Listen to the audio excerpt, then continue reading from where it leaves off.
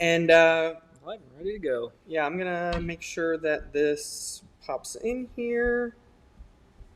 Make sure that we are good to go. Yep, we're live. All right. I'm here with Michael Clark. Oh no. Oh, Look a little different this week. yeah. Michael got a makeover. No, I'm here with our Chief Operating Officer, Vince Bryan, who's filling in for Michael today. I am. I'll do my best. I'm sure I can't live up to the standards and hype, but I'll give it my best. You are going to do great.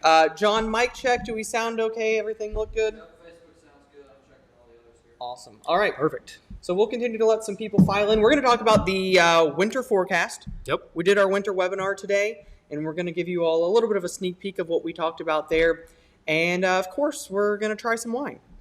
I'm excited.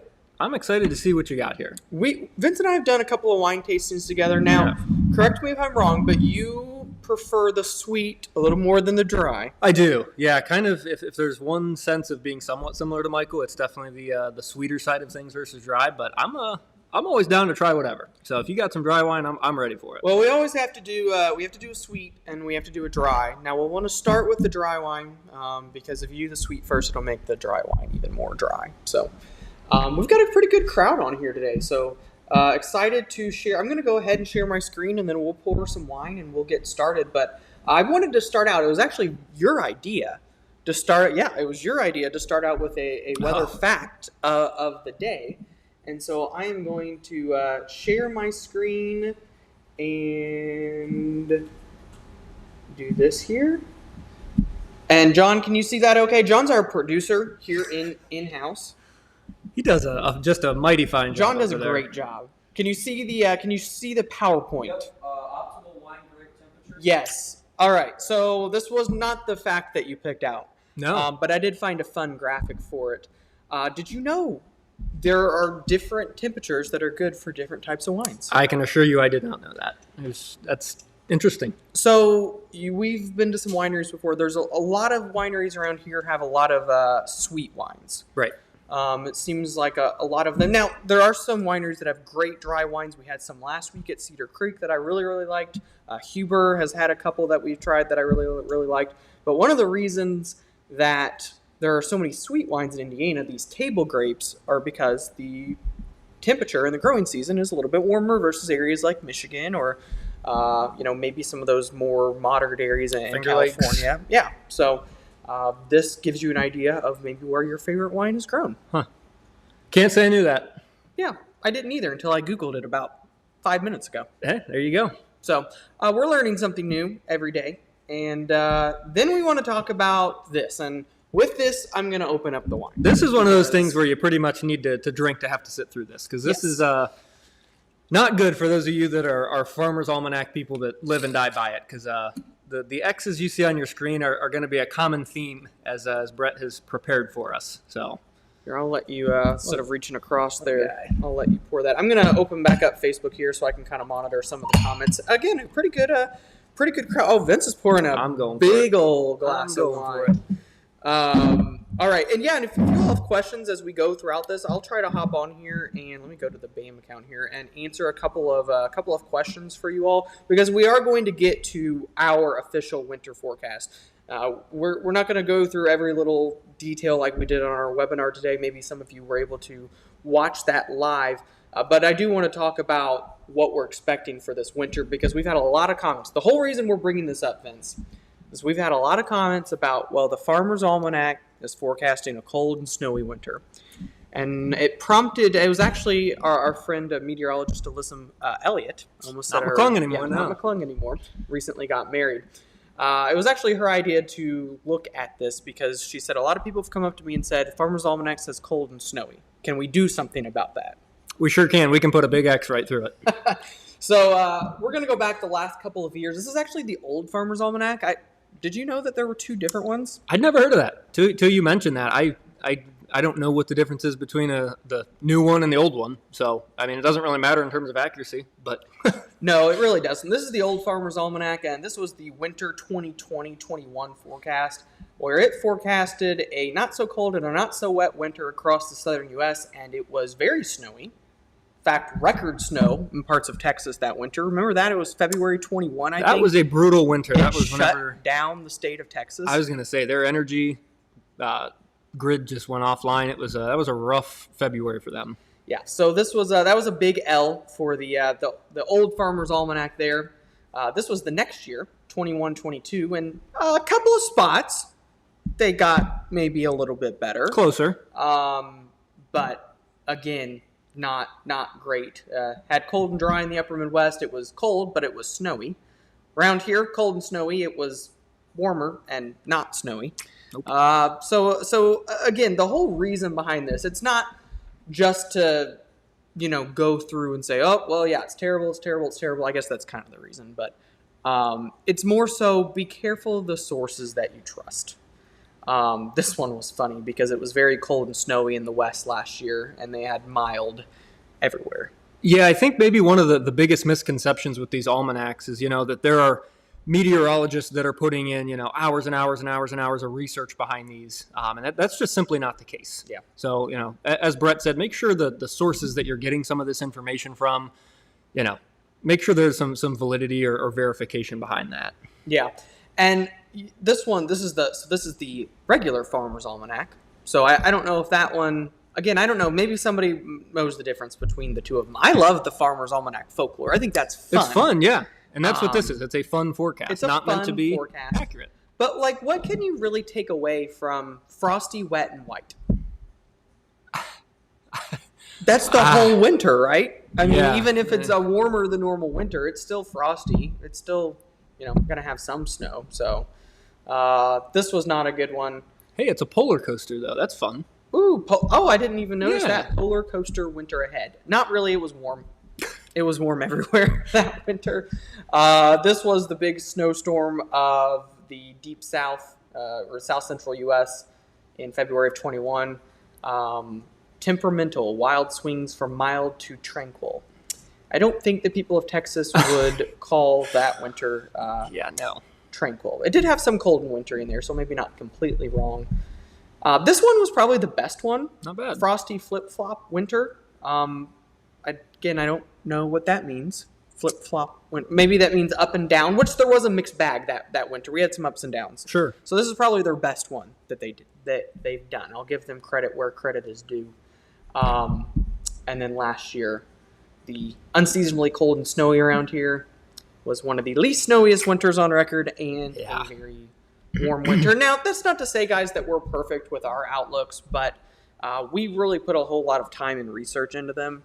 And really, last winter's forecast, aside from January, went pretty well. It wasn't quite as snowy, maybe in some spots as expected, but we forecasted below normal, and January just ended up being a little bit warmer. Yeah, I mean, that's the thing. We're not here to critique and criticize and whatnot and sound like we're perfect, but it's just, again, goes to show you that the Farmer's Almanac is sometimes seems to be the gospel when, in reality, that's not really the case. So, with that being said, with all of those notes there, let's taste this wine. Have you tasted it? It's been sitting in front of me for 5 minutes now. And I haven't touched it. We get talking it. about the weather, and we forget the wine part of the show, which is one of the best parts of the show. So, cheers! Welcome to the show. What do we got? This is that's important. So this is the Cabernet Sauvignon. This is actually a Callaway cellar selection. I don't know if you all can see that on the screen here, but this is actually, I believe, made by the same guy, the same man that founded Callaway Golf. Really? And so this was our aunt and uncle actually brought this to us because he knew that I played golf. Golf guy. It made him think of us. And so this is the Callaway Cabernet Sauvignon. Well, cheers to that. Cheers.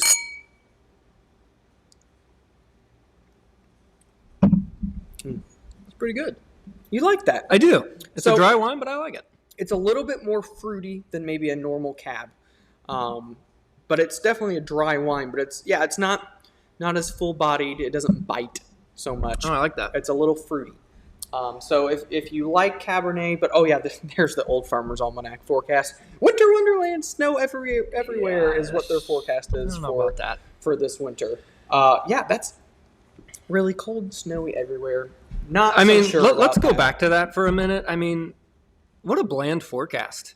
I mean, that's 40 out of the 50 states, just the same forecast. I mean, come on now. We should give some context here. Vince hates snow. I do. Yeah, I do. Vince hates snow. I meant that more so from just looking at the map. It just looks boring. Yeah. But yeah, I'm not a big fan. But before we go any further, I'm curious, what's everyone sipping on right now? I'm hoping that Brett and I aren't the only two enjoying a drink. Throw in the comments what you guys are sipping on this evening. Robert says, hello from Chesterland, Ohio. I am wanting a very snowy winter this season. I would say better chances in Ohio versus I was going to say, I West. can't remember where Chesterland's at. My gut says it's up in the snow belt. If that's the case, I definitely think that at least the opportunity is there for some bigger lake effect events. Yeah. And we're going to have our snow forecast here in a moment. Here's our temperature forecast. And this may look, well, for those of you that love winter, this probably isn't going to be a super favorable forecast for a lot of people. No. Unfortunately, I do think that especially in December, it's going to be a warmer than normal winter. I think the one thing that's important to sometimes explain with these maps, and I'll let you do it because you're the one that prepared it. Does above normal mean that it's going to be 50 degrees every single day all winter long and that we're never going to get any bouts of cold? No, and I think that there are bouts of cold, but I think it's especially later in winter. It just means that those warm-ups and rain events are going to be a little more frequent in the above normal areas than normal. Much above normal areas, those are in areas that are still going to get a lot of snow just because they normally get a lot of snow, just not as much as normal. So just because you see orange on here doesn't mean that it's not going to snow at all. And just because it's below normal in Florida, it's probably not going to snow there. Probably going to be pretty nice there still. But as we saw with a couple of years ago, below normal in Texas, that could increase snow chances there. That's a big deal. Yeah, that's huge. And with, like we talked about, their energy supply and everything is something we care about in terms of our clients that are focused on natural gas and energy demands and whatnot. Yeah. But just in terms of even everyday folk, that matters. So yeah. And tell me if I'm saying this name wrong, but Tricia, hello from Central Ohio, hoping for some snow this winter. I can't enjoy any wine right now as I'm 32 weeks pregnant. Well, congratulations. Yeah, don't enjoy wine, please. No. But congrats on that. Maybe we can do some sparkling grape juice one episode just for you. But yeah, and congratulations. So hopefully we can get some snow for you this winter season. Here's a look at the snow. I'm sorry. I'm digging my own grave here. You should have prefaced before you threw that up there. We should try the next one before I go through the rest of this. That's just so brutal. If you all are just hi Dan, if you all are just joining, we are trying the Callaway Cellar Selection Cabernet Sauvignon. Oh, you know what I forgot? Michael really likes to read off from the bottle. So I better do that in honor of him since he's not here today. Hopefully he'll be back next week or the week after. But founded by Eli Callaway, legend and pioneer in golf, Callaway Cellar Selection enjoys a pedigree of more than 40 years of California winemaking. Callaway harnesses classic California coastal varieties to craft fruit-forward, full-bodied wines for everyday enjoyment.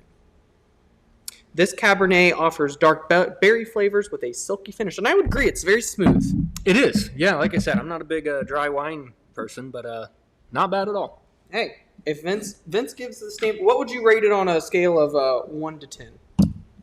I'd give it a 7. I would buy that bottle. Wow.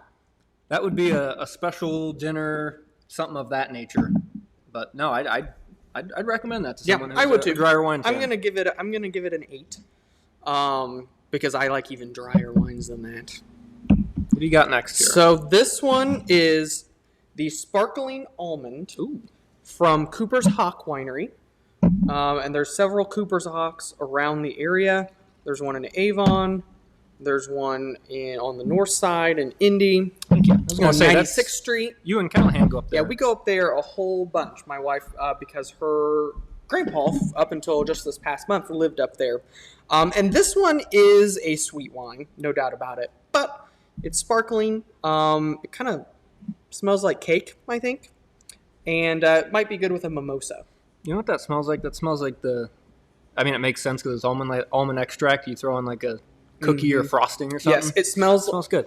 Yeah, it smells like a really sweet cookie. On that note, cheers to your Cheers. lovely map you have on the screen there. Yes. That's a thing of beauty. People are probably signing off right now. I should give some more context to this, but I wanted to try our next wine because I do want. And again, I'm not a big sweet wine, but I like this one. It's almost like champagne. I really like it. That's very good. So it's not overwhelming. It's not like a super sweet, fruity wine. Have we done a poll of dry versus sweet fans? Oh, we should. I don't know. How do I? I don't know either. I don't know if I can make a poll on here. Maybe I'll do it next week. Drop in the comments if you like dry wine or sweet wine, and then maybe we'll do 3 next week, and we'll do an extra one for the winter, dry or sweet. But Vince, let's talk about this map. There isn't much to talk about. Well, I think there's a couple of things to talk about. There is. Yeah, I mean, you're the artist that drew this up, Brett. For those of you that aren't aware, spends hours and hours and hours and hours sifting through analogs and what we call pattern drivers. What is driving the atmosphere? He spends dozens, hundreds of hours along with our team, combing through years that progress similar to this. What do we like? What do we not like? So on and so forth, different model runs, you name it. And so this isn't something that we're just slapping colors and signing off and calling it good. There's a lot of research that goes behind these maps, and so obviously I'll let kind of him explain the thinking and thought process. Because again, people love to just assume that brown, below normal and much below normal means 0 snow, and we're never going to see a flake and winter's over. That's not the case, though, right? Yeah, exactly. Areas like Chicago, Milwaukee, Minneapolis, Detroit, up towards the the Great Lakes area, you're still going to get snow. Doesn't mean that there's going to be no snow. It's just not going to be a snowy winter up there. And it's because the pattern's going to be warmer, and your jet stream in strong El Nino years likes to sit up further south. That's where the moisture is going to be. The problem is there's not a whole lot of cold air to work with. However, I will say, and I should have thrown the map on here, I do think that there is the risk. And let's see, I don't know if my drawing tool will work or not on here, but we're going to try. I would keep an eye on late January and into early February in this area here. I don't know if it's going to draw or not. Somebody will have to tell me. It is. It's drawing. Perfect. This area here intrigues me. Vince hates it when I say that. But this area intrigues me because in some of our top analog years, 1995, 1998, and 2016, somewhere in here there was not just a big snowstorm, a massive snowstorm somewhere in this area in late January and early February. 1998, there was 22.4 inches in Louisville with one storm in early February. That's a lot. The rest of winter, they had 0.4 inches of snow. That's insane. Big nor'easter up into the northeast United States in 1995. It was the only one of the season. 2016, some of you may remember, eastern Kentucky to Washington, D.C., a massive snowstorm there. And so if you're in this circled area, maybe it's a pretty snowless winter for a time, but maybe you make up a little bit for late winter. And I think sometimes when you get big late winter snows, that's what people remember for the season. Yes. So, yep. It's always kind of the final hoorah, if you will, that seems to stick in the memory bank. I mean, I think what goes to that point is the winter of 2021. I couldn't tell you one thing about it except for February of 21. Texas was very cold and very snowy for a time. Well, it didn't really snow until that February, and we got hit even here with that big, was that Valentine's Day?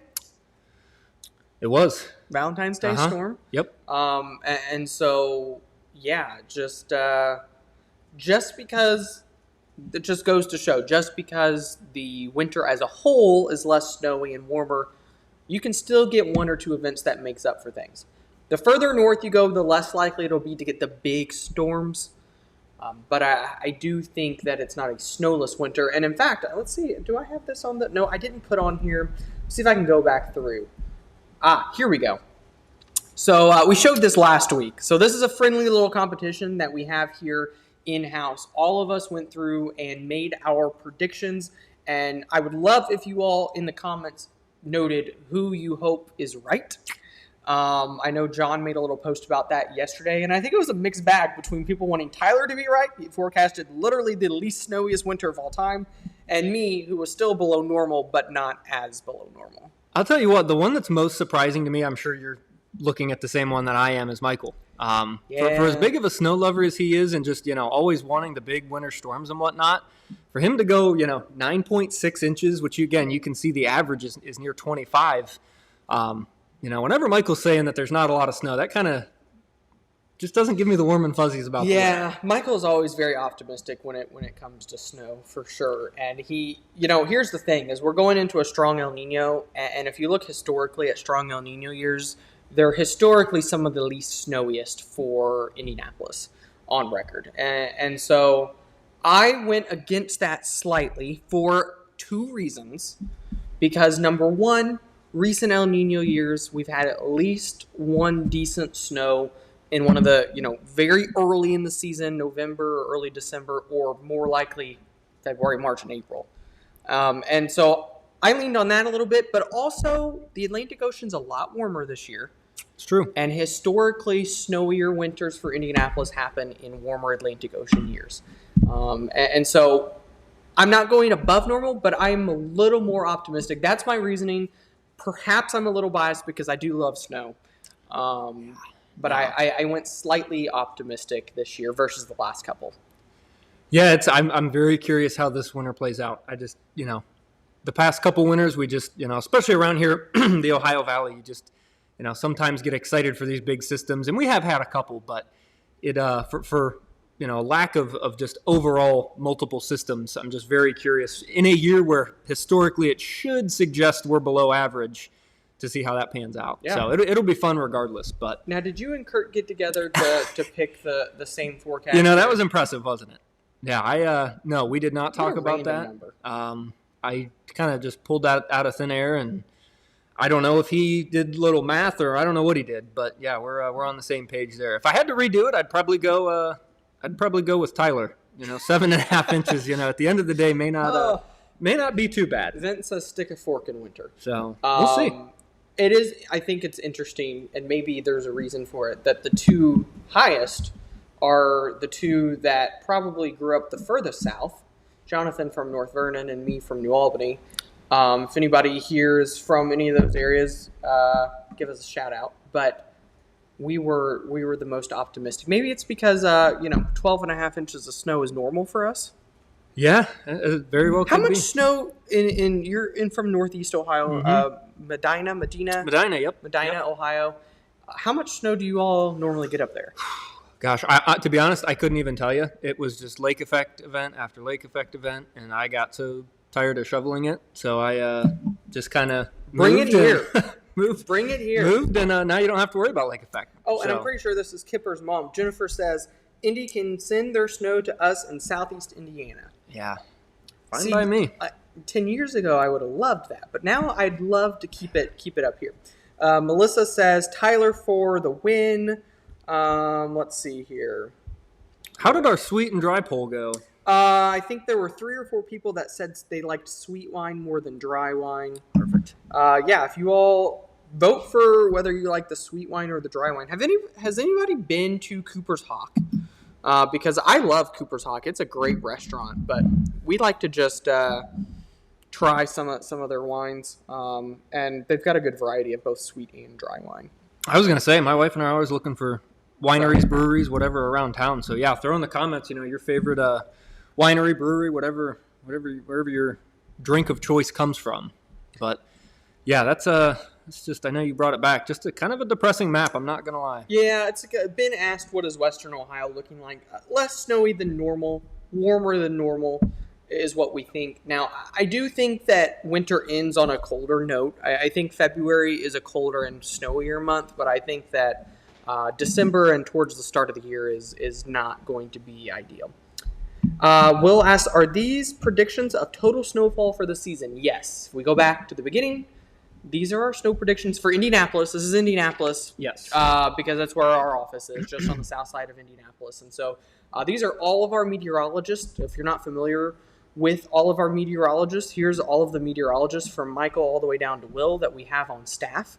We've got a great team here, Vince, that you've had a huge part in assembling. And here are all the predictions. And so That's what we think is going to happen. I think the average was 13 inches, which is a little bit more than half of normal. I'm sorry. We're shooting for the stars here. You snow lovers, I'm so sorry. I do think, personally, I think there's hope in February, and I will drink to that. All right, guys. Any questions or anything? Yeah, I was going to say, toss us some questions. I'm ready to answer something. We've had a great crowd today. More than happy to answer any questions that you might have about the upcoming winter season. Chad says, it doesn't matter to me how much or little we get as long as everybody stays safe. I do drive a plow truck. I've always listened to you guys the most. You're the most bang for your buck. Thank you for everything you guys do. Thank you so much, Chad. If you don't subscribe currently, feel free to hit that QR code in the top left. We'd love to see if we can help you out any further. So I really appreciate your support there. I see a comment there from Eric a little bit ago about this first woolly worm. Ooh, he said it was a mild winter, if I remember right. Is that what he said? I missed it. Let me find it. People love the woolly worms. Looks like another mild winter. Yeah, the woolly worms are the talk around town. Yeah, the woolly worms are always popular. Tony says, I think the lower Ohio Valley is in for a snowy winter because El Nino is not a typical El Nino and has been producing strange patterns since the summer. And that's a fair point. It has been a little bit of an unusual start to El Nino because we've been in a La Nina for 3 years in a row leading up to this. I would argue that we're now starting to see that transition to more of a typical El Nino. You can have snowy El Nino winters, but where the El Nino is set up, is it closer to South America or closer to the dateline has a factor.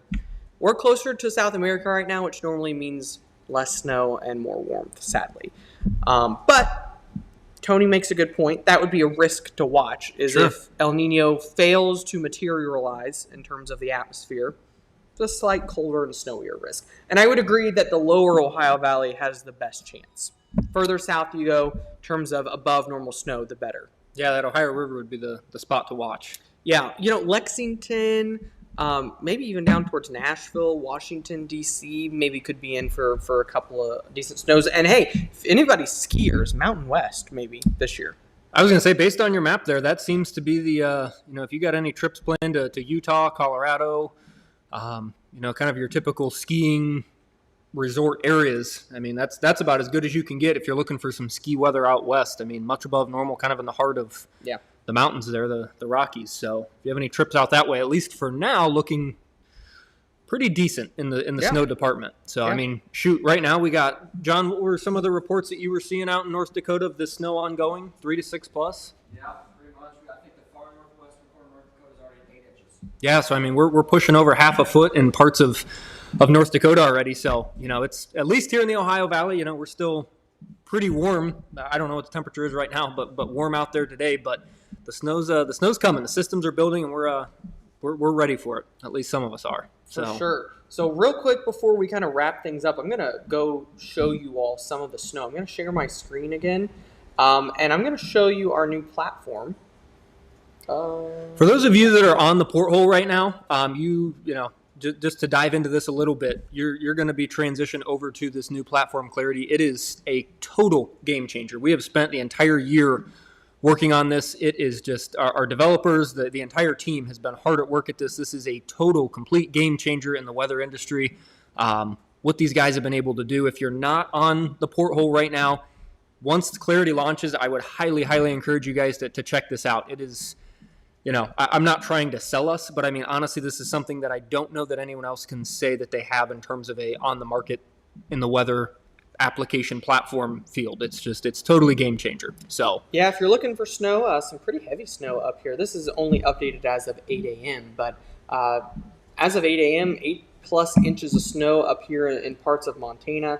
If we kind of go around here to this forecast, I think there's still some more snow in the forecast. This is up in northwestern parts of North Dakota. We've got PaveCast on here, so if you're in the snow removal industry, you can actually forecast what is expected at the actual surface impacts. That's a huge deal in the wintertime. We're super excited to get this going. If you're just somebody that is an enthusiast, likes to use it for personal use, go ahead and scan that QR code. Go to bamwx.com to learn more. because once we add some more things to Clarity, the pricing will probably go up a little bit. So it may be a good time to go ahead and get on board if you've thought about it in the past. Let us know, Brett, what kind of white wine was that? Ooh, so that was very good. Yeah, this is the almond wine. This is almond wine from Cooper's Hawk. There isn't anything. It's a grape wine. So, John, you could drink this. It's good. So it does kind of have the almond flavor to it for sure. But this is just a carbonated grape wine with natural flavor is what it says on the back. That's all that it gives me. But this is from Cooper's Hawk. Good restaurant up there on the north side or in Avon. That one's an 8.5 for me. Ooh, that one's good. This one is good. Again, I can't rate it higher than the Cabernet. Yeah, but, see, I'm the opposite. But this is great with, you could probably make a mimosa with it. You could, I don't know, with breakfast or something. But this, in terms of a sweet wine, is probably my favorite. Not bad at all. Of this season. Yeah, so this is my favorite sweet wine of the season. Jackie asked, by a cold and stormy in the south, does it look like South Texas might get more rain? We need to get out of this drought, but looking forward to warmer, Indy weather when we visit. Great question. I do think that you start to pick up those rain chances. I was going to say, yeah, typically in these sort of El Niños, the map that Brett showed in terms of the temperatures, where you get the warmer north and the cooler south, sometimes where those intersect in a general sense, is where we can get some of these systems. And so those will allow for rain to kind of work into some of those southern areas. So, yeah, I definitely think that, moisture, as Brett's kind of showing here, is certainly possible, not only now, but just, looking weeks and months down the road here. Yeah, I mean, you all over the next 7 days are looking at some pretty heavy rain here. It's going to be a very active pattern all the way from Texas up through the Ohio Valley in the Midwest here. And so, again, you can kind of see this click around on our Clarity radar, but definitely going to start to get more active for you all pretty soon. And I think, did you upload the long-range maps? We can. I did, we can yeah. show this too. It'll go back to a little bit drier in week 2, but then you can see here, you get towards mid-November and Texas will start to get a little bit wetter. Michael asks, is the Farmer's Almanac correct for Indiana this year? Nope. The Farmer's Almanac is not correct. So that's kind of how we started this, is showing and I can go back to it, but showing what the Farmer's Almanac looked like for the last several winters, and it has not been good. It's just a lot of X's you're showing there. A lot of X's. And no, I don't think it's right for this winter. Here's our winter forecast. I think it's warmer than normal and a little bit less snowier than normal. Let's see here. Barry asks, you talk about recurving typhoons in the Pacific.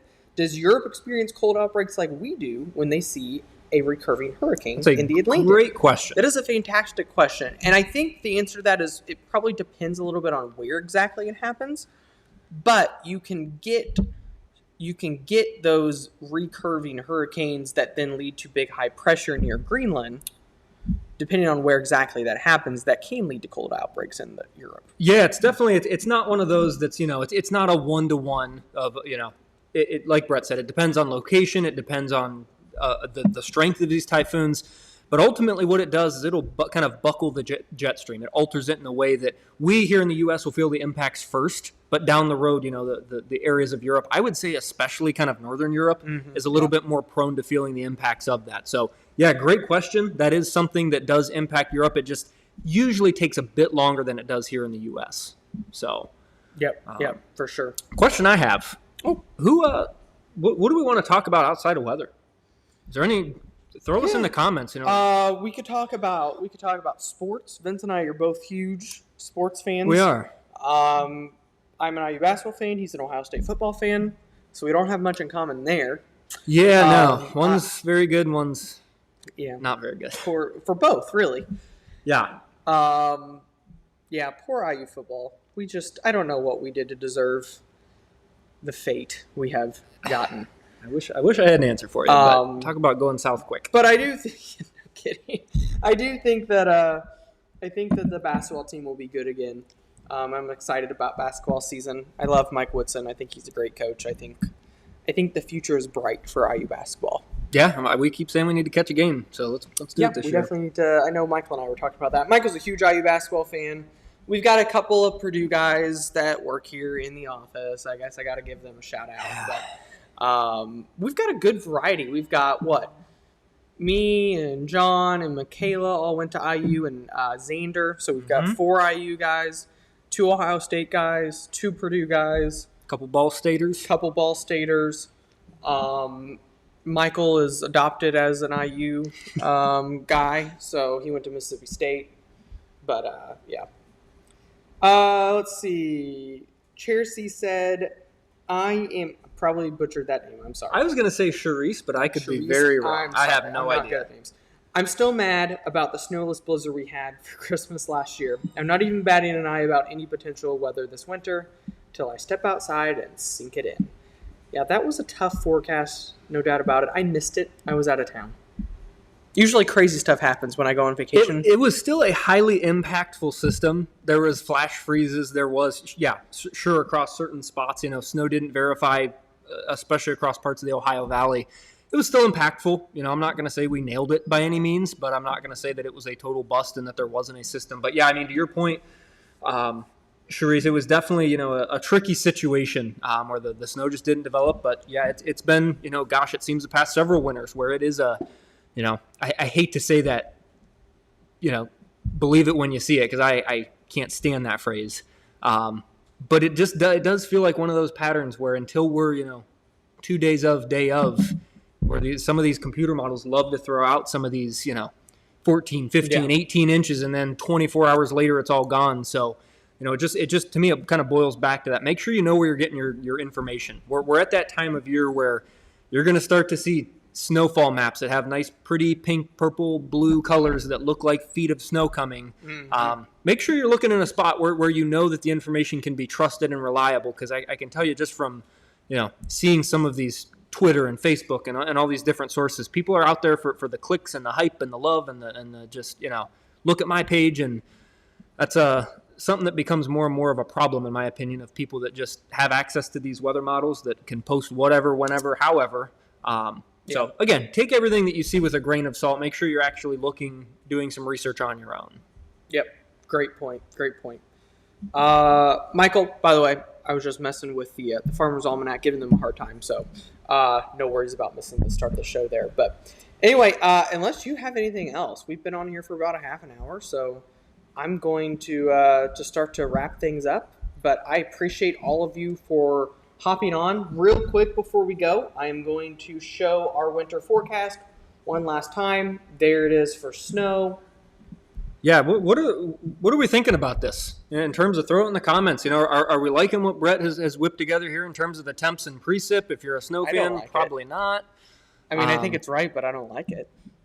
Listen, whenever you don't have to shovel or snow blow, I mean, that's a good day in my book. John's shaking his head at me. You know that I don't like it.